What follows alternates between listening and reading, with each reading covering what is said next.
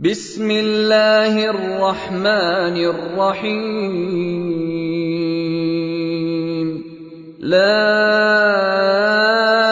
اقسم بهذا البلد وانت حل بهذا البلد ووالد وما ولد لقد خلقنا الانسان في كبد أَيَحْسَبُ أَن لَّن يَقْدِرَ عَلَيْهِ أَحَدٌ يَقُولُ أَهْلَكْتُ مَالًا لُّبَدًا أَيَحْسَبُ أَن لَّمْ يَرَهُ أَحَدٌ أَلَمْ نَجْعَل لَّهُ عَيْنَيْنِ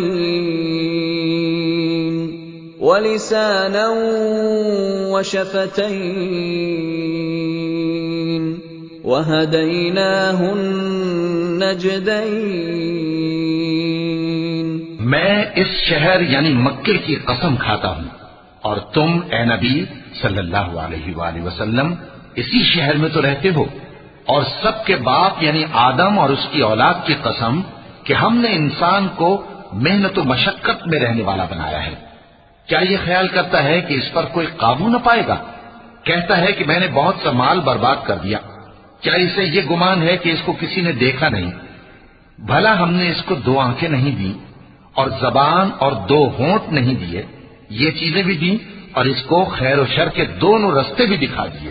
فَلَقْتَحَمَ الْعَقَبَةَ وَمَا أَدْرَاكَ مَا الْعَقَبَةُ فَكُّ رَقَبَةٍ أَوْ إِطْعَامٌ فِي يَوْمٍ ذِي مَسْغَبَةٍ يتیما ذا مقربہ او مسکینا ذا متربہ ثم كان من الذین آمنوا وتواصوا بالصبر وتواصوا بالمرحمہ اولئک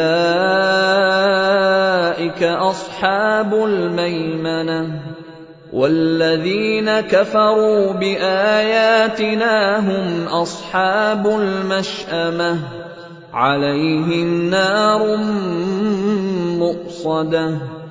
مگر یہ گھاٹی پر سے ہو کر نہ گزرا، اور تم کیا سمجھے کہ گھاٹی کیا ہے؟ کسی کی گردن کا چھڑانا یا بھوک کے دن میں کھانا کھلانا، کسی رشتہ دار یتیم کو یا مٹی میں پڑے کسی نادار کو۔